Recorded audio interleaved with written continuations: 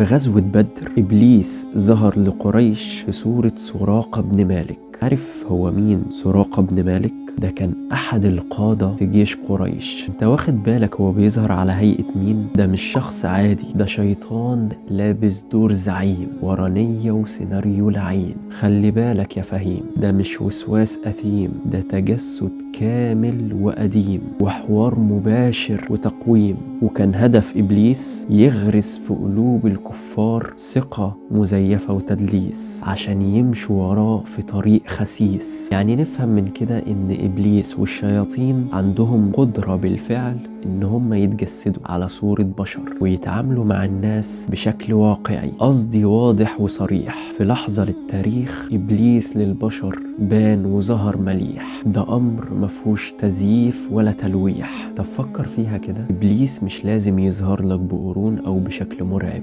ممكن يكون شيك ولابس، أو شيخ وللشر عاكس، أو محتوى في بوست أو فيديو ليك كابس. النبي صلى الله عليه وسلم قال: